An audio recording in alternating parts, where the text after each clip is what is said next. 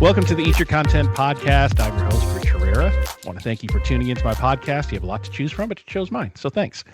Just want to remind you to follow me on socials at Rich Herrera and at Eat Your Content, anywhere you get your podcast, and on social medias where you can like and follow and be notified of when new episodes drop. On today's episode, my next guest is a culinary trailblazer who proves that you don't need formal training to create magic in the kitchen.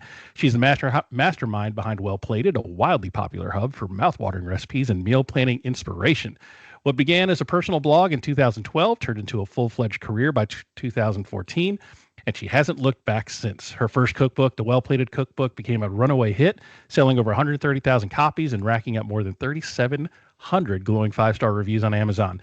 Now she's back with her highly anticipated follow-up, Well Plated Every Day, which launched in October of 2024. This book is packed with easy, healthy, and family-friendly recipes designed to bring joy to even the busiest weeknight cookers. Get ready to be inspired. Please welcome to the pod, Erin Clarke. So happy to be here. Oh, glad to have you. Did I get everything correct on the intro there? Did I miss anything? No, I mean, you did a great job. You can just come around with me and be my PR. I'll be your hype man. We'll just follow you I love around. It. Always need those. So I kind of want to, before we get into the second cookbook here, I kind of want to talk about a little bit of your background, how this all kind of came about, how this turned into this kind of mini empire, or not mini, large empire called Well Plated. So what initially inspired you to start Well Plated as a blog to begin with? Well, when I started blogging and dinosaurs roamed the earth, there were not very many of us. And I would say there were probably around 100 or so food bloggers. And for the most part, we knew each other and we were all doing it for the same reason. We enjoyed cooking and we just wanted a fun way to document our recipes for family and friends. In my case, I was newly married and my husband Ben was in law school and I was working a very not fulfilling consulting job at the time. And so my blog was very much a creative outlet, and it was also a way for me to document the recipes that I was learning to cook for the two of us. I grew up in a family obsessed with food. My Grammy used to teach me to bake every single week during the summer. So even though I was a really accomplished baker, unfortunately, you cannot live on cake and muffins alone. So I needed to learn how to cook. And that is really where my blogging journey began. So some of my very earliest recipes were sharing the foods that I loved that my grandmothers made when I was growing up, but doing it in a healthier way. So I grew up in Kansas, very meat and potatoes. Like, corn is a vegetable in my family and the only vegetable that everyone likes. And while it's wonderful to eat, those Midwest comfort foods every now and then, or, for holidays, I was really trying to cook for every day and be mindful of the nutritional value of what we were eating.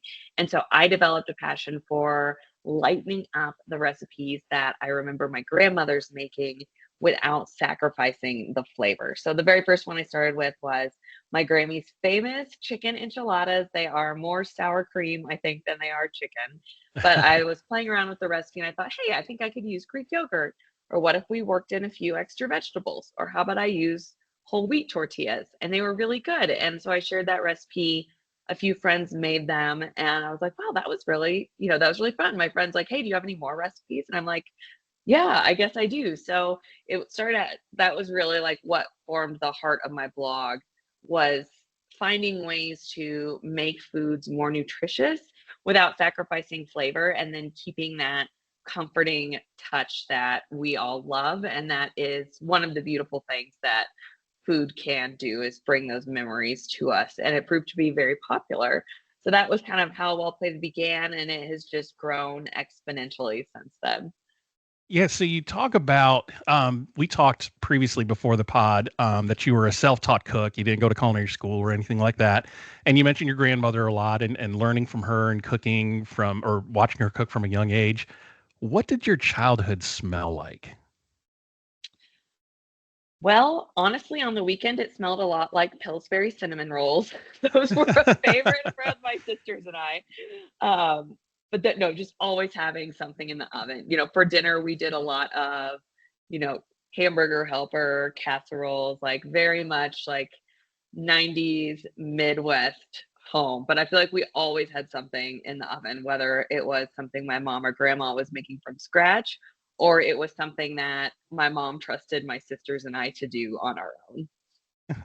So when you first started the blog, you were talking about your husband being in law school, and I think your blog started out, it was called The Law Student's Wife, right? It sure was. I really don't like to advertise that now because it's so just, I don't know that archaic is the right word, but like it kind of is. I mean, I literally, that is how little thought was put into my blog. It was just something that I was starting for fun because I was newly married and entertaining myself when my husband was in law school and just kind of documenting my culinary journey along the way. Is cringy the right word to describe the Cringy. first iterations of the of your blog there? Oh, so much cringe. If you go in the Wayback Machine, like every now and then I'll send screenshots to my team just so they can see, like, guys, we've come a long way. Well, it's like, when I first started this podcast, man, if you listen to my first episode, it's horrible. I mean, I didn't have any equipment. I was using my laptop camera and this cheap like headset mic. It sounded horrible, looked horrible, but it's always fun to kind of go back and see where you started and it, I don't know, it makes you appreciate where you are now. Cause you look at, I was on the Well Plated blog today, just kind of looking at it. I was like, man, this could be your one-stop shop for any kind of healthy cooking, meal prepping that you want to do, and you don't have to go anywhere else. And to think of what the law student's wife has become, it's got to make you feel good, right? For sure. I think the ultimate full circle moment was when my husband left his career as an attorney after 8 years to come work for me on Well Oh wow, Plated. So that was just too funny. You know, the thing that I started because he was in law school ended up being both of our careers. that's awesome. Is he your in-house counsel now? No, I'm just kidding. He does. He does a little of this, a little of that. He this is kind of funny. The very first day he started for me, I was like, "Well, we need to come up with what do you want your title to be in your email signature?" And he's like, "How about CFO?" And I'm like, "You're not ready to be CFO yet." I was like, "You don't even know how we make money yet. You can't be CFO." Now I would say he is CFO among many other things. That's funny. He's like, no, you're not ready for that promotion yet, sir. No, I'm gonna pull rank here. And also let's talk about the broken toilet. This is getting very messy. That's funny. So this is your second cookbook. So your first one was called Well Plated, and this one's Well Plated Every Day. Mhm. What are the main differences between the first cookbook and the second cookbook? Like if someone has the first cookbook, what can they look forward to in the second cookbook that is a little bit different from maybe the first one that they Mhm. already have? Well, if you have the first cookbook, you know that I, wherever possible, eliminate dishes. The ingredients are repeated across multiple recipes so that if you purchase something that you get the full use. I hate it if I buy a bag of a particular grain and then I use a quarter cup for a recipe and I never touch it again. My cookbooks Mm, are written such that you really make the most of your ingredients and they're really easy to find. So you can expect more of the same in that regard. The biggest change that happened between my first and second cookbook, and I don't state this explicitly because I think we've heard enough about it, but was the pandemic. My first cookbook came out mm, in 2020, and we all found ourselves in a position where, like it or not, we had to cook every single day. And it was mm-hmm. just this really interesting juxtaposition for me between being tired of cooking as much as I adore it, but then also desperately missing cooking for people I love and being able to gather.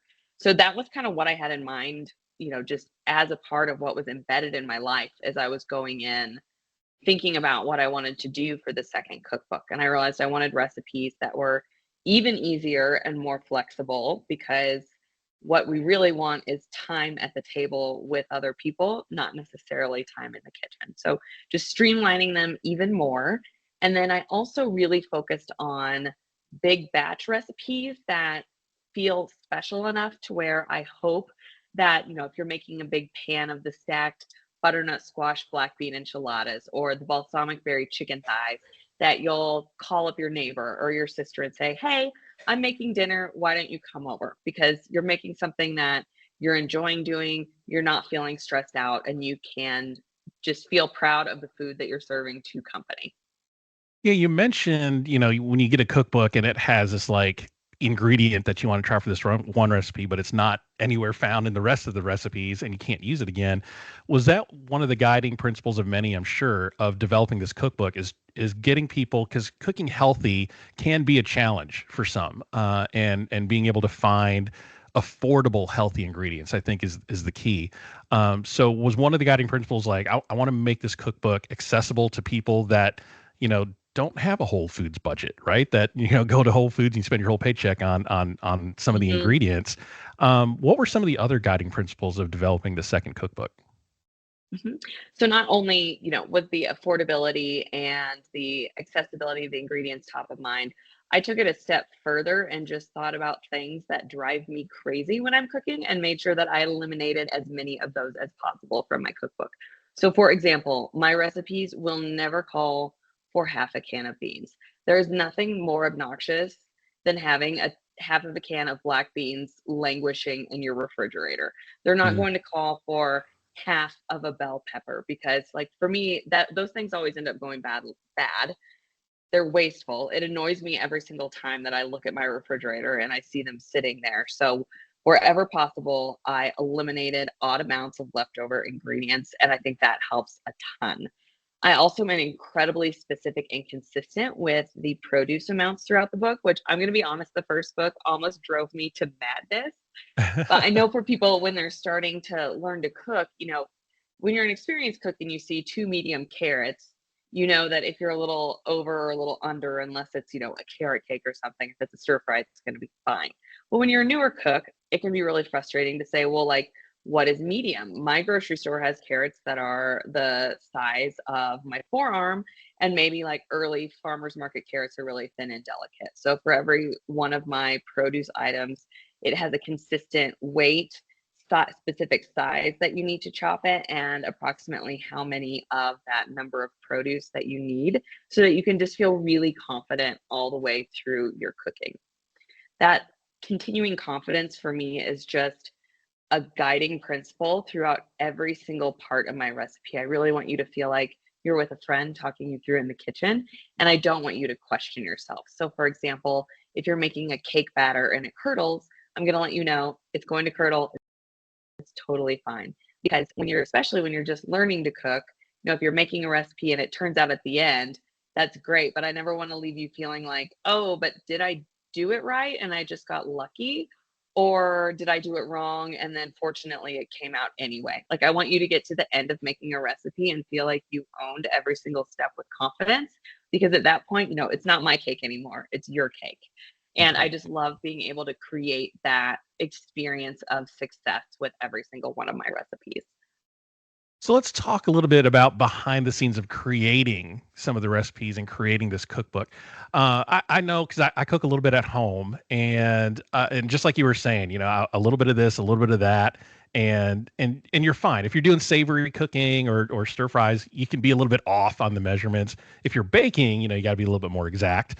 Like for instance, my sister was trying to put together a family cookbook, and she asked me for a recipe. I sent her one and she's like, I need measurements. I need like, is it a half a cup? Is it a quarter cup? I was like, I don't know. It's just whatever tastes good. How difficult was it when you're creating like the blog and you're cooking for yourself and then all of a sudden you got to put this down on paper? How difficult was it to create some of these healthy family recipes that you've probably done every day? And then like what you're saying, a medium carrot. How difficult was that to translate into the cookbook, and like how long did it take to get it all down? So my process of writing and testing recipes for a cookbook, I would say, is a minimum of 8 months. And it is just such a different experience walking into the kitchen and just cooking freely and creatively, which is, I think, what people romanticize writing a cookbook might be like. You've got your Mhm. glass of wine, you're just smelling things, kind of tossing stuff in. That's a fun way to cook for yourself on the weekend. But what I'm trying to do is create a recipe and make it in such a way that you can replicate it and have the same exact result in your kitchen. And something I'm really proud of is people will always say, I made my recipe, it looks exactly like yours did in the cookbook. And that is because I am maniacally precise with my measurements and instructions. So when I am starting to conceptualize a recipe, I'll spend an hour, hour and a half, maybe longer, depending on what it is, researching, reading a lot of inspiration, thinking about everything from, is this spice something that I know my readers usually have in their pantries, to how many measuring spoons am I requiring that this person is going to get dirty? Because if I can make the spices a teaspoon across the board and you're only having to use your 1 teaspoon, I'm going to do that. And so that, I write it all down meticulously, and then I print it out, take it into my kitchen with my marker, and I go through and I make sure that anytime I make any adjustment to the recipe, I'm measuring it precisely and noting it down. And I also know what feels natural and intuitive to me as I'm cooking. So for example, if, maybe in a perfect world, you would add salt at like 3 or 4 different times throughout the cooking process. Most people are in a hurry and they're making dinner and they're just going to look down and see 1 teaspoon salt. And it's way easier just to toss the teaspoon of salt all in together. So I look for the cues and the things that feel, where I find myself like getting into a flow with making the recipe as much as I can kind of work that in to help make the process as smooth as possible. I do that. Then I go back, type in all my notes before I forget what I meant, or I get the paper any messier than it already is because the paper is kind of a disaster by the end. And then the next time, like I keep records of each recipe that I test. And so the next time I'll know, hey, this is take 2. This is what we changed last time. And then I'll follow the recipe again until I feel like the recipe is perfect. And then when I think the recipe is perfect, I send it to independent recipe testers along with a survey that asks them things such as, did the recipe take the amount of time that you thought it was going to take? Was there any part of the directions that were unclear? Did you have trouble accessing any of the ingredients? Were there any steps that made you pause and question yourself? And then, of course, was it delicious? Did your family love it? Would you make it again? That's interesting. The independent recipe testers. I didn't envision that. I just thought you'd have this big dinner party with all your friends, and then I'm sure you do that. We call it because for my cookbook we test about 10. It's me and a good friend who I originally put out a call on Facebook that I needed someone just to come over and help wash dishes, and I was like, anyone who's available, in my local area. That would be fine. And then a good friend of mine responded as like, hey, actually, I might be interested. And she and I worked together side by side for hours and hours and hours doing both cookbooks. And I can't imagine writing it now without her help and input and just calming presence, shall we say. So we get it until we think like it's intuitive to the two of us, but then having that outside party is so helpful, because something that I thought was super clear, someone will ask a question and say like, well, I wasn't exactly sure. I thought you might mean this. And I'm like, oh, wow. Like it did never occur to me that you could interpret it that way, because, I was there in the moment and it was so obvious that is what we were supposed to do. So that feedback is invaluable. Like it makes my recipes are better because of independent recipe testers. And I'm so grateful for the time of people that do that. How do you find these independent recipe testers? You just put a call out like on social media, like, hey, I'm going to send who wants to test a recipe. I'm going to send you the recipe card or whatever, and test it out and give me some feedback. Like, I don't remember seeing a LinkedIn ad for that. So how do you find that?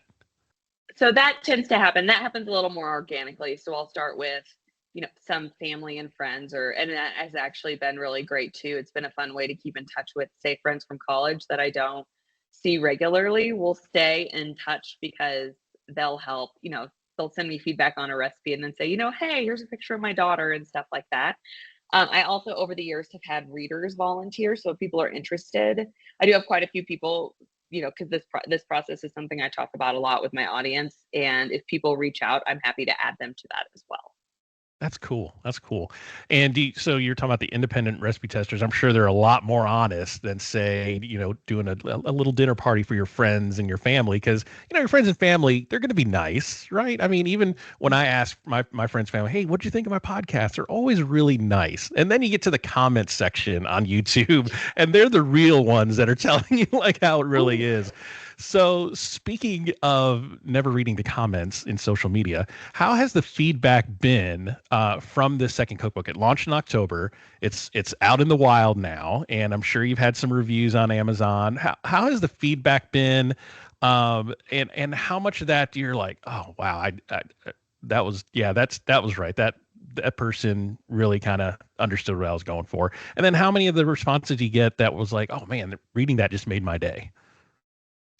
They have been overwhelmingly positive. Like, and it just feels so good. I honestly didn't think that I was going to write a second book. I gave so much of myself to my first book. I thought it had all of my best ideas, all of my best stories. So to hear people say that they love my second book just as much as they do my first one, just like touches something deep within me, because that was such a big insecurity that I had. Like, I was very proud of the book. I'm so proud of both of my books, but that was something that I knew was holding me back because the first book was so successful. I was like, I thought like, well, maybe I can't do it again. And so to see it be loved by people means the world. It's like birthing a child, right? You have your first kid and you're like, I swear I'm not going to have another kid. Then you're like, oh, you know what? I'm going to have another one. And that's so, Yeah. whenever I talk to people that have created cookbooks, I have some friends that, former Top Chef contestants that created cookbooks. I'm like, man, what was that like? It's like, it was like giving birth to a child. Because it's like you were saying, it's all of your being, it's all of who you are in between these pages. And you're like, and you can't think of another scenario where you can do that again. But you find a way to get it done, and you find new recipes or variations of recipes, or like, and then that gets the wheels turning. It gets the creativity juices flowing again, and then out comes a second cookbook. So, congratulations on all of that. Thank you. So the cookbook is about healthy eating, healthy recipes. In reality, though, in your house, in your kitchen, what are your kind of daily cooking habits and go-to recipes during the week? hmm So number one, I love leftovers. I'm the queen of leftovers. I think they are the best overs. I don't, I know some people are a little leftover shy. Like, we're a household of two, but all my recipes are designed for 4 to 6 people. So honestly, a lot of the time we're having just leftovers of what I'm making for well plated. It actually makes my husband kind of sad because he'll have something he really loves. And I'm like, well, enjoy it now because you're never going to eat it again, because I'm always moving on to testing the next thing. I do a little bit of light meal prep, which for me is making like a big batch of protein at the beginning of the week. And then I roast huge sheet pans of roasted vegetables so that we can just reheat them in the toaster oven or the air fryer. And then, immediately you just have a healthy side. It makes getting vegetables super easy. When I don't have something prepped, or say it's a week where I'm doing a lot of muffins and desserts, or maybe like a salad or something that doesn't feel quite as satisfying for dinner, my go-to is usually some form of bone and skin on chicken thighs, like simple chicken sheet pan meals. It just always hits the spot. It takes very little prep, and if I have time, I can salt the chicken ahead of time during the day so that all I have to do is throw it into the oven at dinner time. So it's Saturday night in your house, and you're thinking to yourself, if I eat one more kale leaf, I might go crazy. What do you indulge in that, may not be a little less, it may be a little less healthy than you're used to cooking? What's the one thing that just scratches that itch of like cheat day? I don't use the word cheat day, I will say, because I feel like you should be able to enjoy the pleasures in life any day, just within moderation. And so for us, we will do a mini charcuterie board a couple of nights a week just because it's fun. And I do all the cooking. My husband does most of the dishwashing. So we have a good symbiotic relationship there. And he always will hang out in the kitchen with me while I'm cooking. So for us, that's just like a really fun time to wind down, have a glass of wine, chat while I work on dinner. In terms of like dinner favorite meal, I just love doing homemade pizza night. We actually did that last night. I got a little out of control. I made 4 different pizzas. And Wow. so just getting to play around with that and being like, you know what, we're not having a salad. Like, I had the best intentions to serve that pizza with a salad. And then I was like, I think we're just going to have pizza. And that's great. So this cookbook, as we discussed before, meant for ease of use, to be able to cook a healthy, fulfilling meal on a Tuesday night. What advice would you give to a home cook, an amateur home cook, to try to maintain this balance of making these meals, somewhat every day? I know sometimes when I get a new cookbook, I get real excited and I want to read through everything and I want to cook everything. But then by around Wednesday, I'm like, I'm just going to order a pizza. So what advice Mhm. would you give somebody like me that's like, all right, keep going. You're doing great. I think something that I think really helps is to pick out your recipes early in the week and then order the groceries, because then you're kind of committed. Once those groceries are sitting in your refrigerator, it's like, okay, I have a plan. I think part of what is so exhausting about dinner is coming up with what to make. So if you decide that on the weekend, or sometime in the week where you still have a little bit more energy, I think that makes it a lot easier.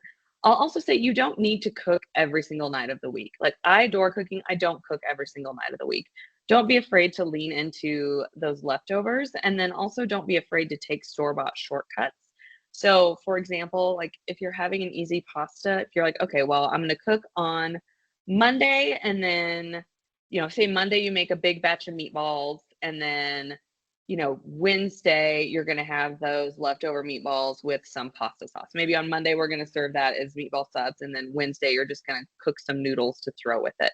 If you made the meatballs, you don't have to make the sauce. Like, it's fine to buy homemade, or to buy jarred marinara sauce.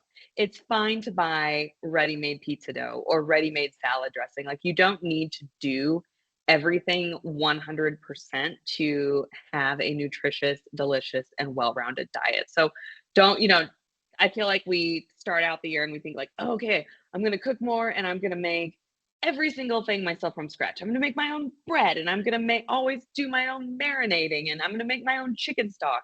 Like, that is very, very overwhelming. Like, I dream about doing that kind of thing when I'm retired, but like, I don't have time to make my own chicken stock. I just like, that's just something I've had to let go. So I think like Yeah. just giving yourself a break is really important too. Yeah. Keeping things realistic, right? I think is the key. Exactly. Everybody gets excited buying the bright new shiny cookbook, and then you start actually doing the thing, and it's like, oh well, yeah. Planning, I think, is key. I like what you're saying about Mhm. planning on the weekend or whenever your days off are during the week, planning your week's menu, getting the groceries, see what you have in your cabinet to begin with, and then trying to match them up with the recipes that Mhm. that are in the book. Mhm. So, Or just, oh, just try one new recipe a week. Say I'm going to cook yeah. one new recipe a week, and then the rest of the week I'm just going to do really easy, your chicken thighs, pasta, just stuff that's super simple that like almost don't even need a recipe for. Yeah, yeah, that's good. That's good. So, what's the future look like for Well Plated? You got this. They got the second cookbook. It's out there. A third cookbook, I'm sure. I don't know, but what's the future for Well Plated? What's it look like? I'm just so excited about the team that we have in place and the different services that lets us offer our readers. So, for example, we were able to launch meal plans. That was never something that I could have done on my own.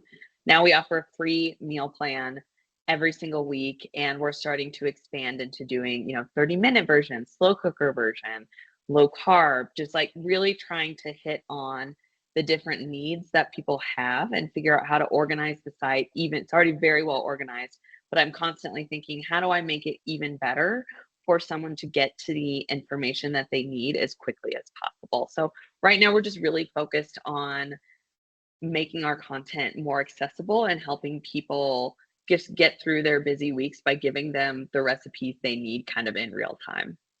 Yeah, the website. I was going through it, in researching you, and that website is great. It is so well organized.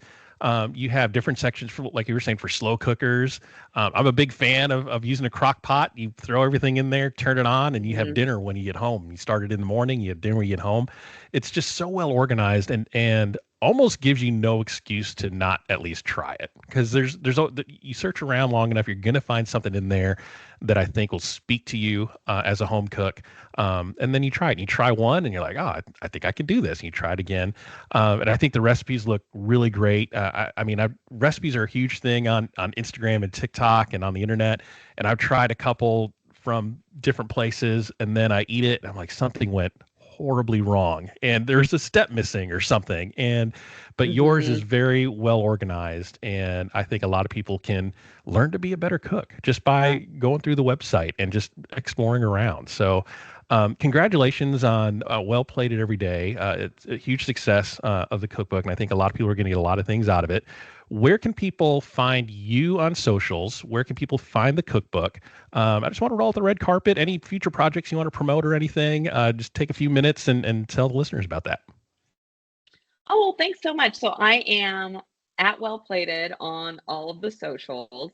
I spend the most of my time on Instagram, but we're also on TikTok, Pinterest, Facebook, just really trying to make our content as accessible everywhere as we can be.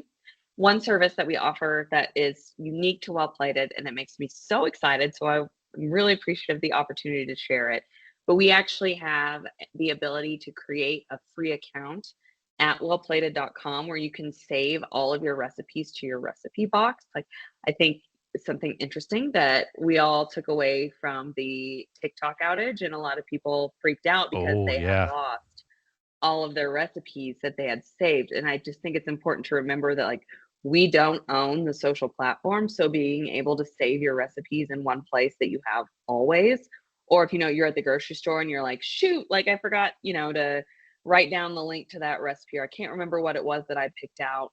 With a free account, you can access all of your saved favorite recipes, and you can actually save entire meal plans as well and customize the meal plans by swapping out different recipes.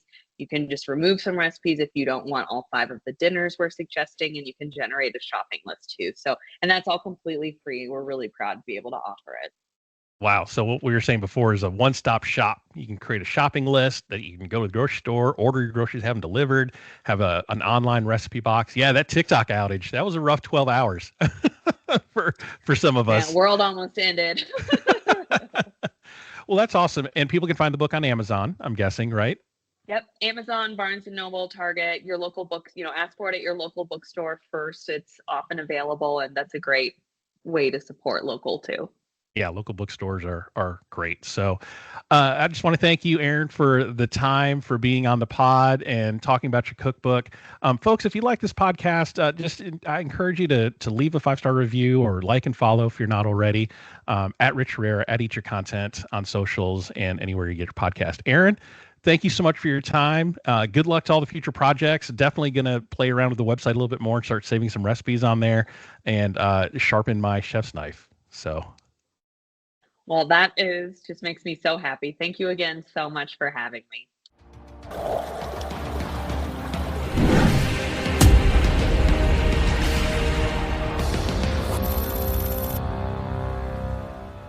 Thanks for listening to Eat Your Content.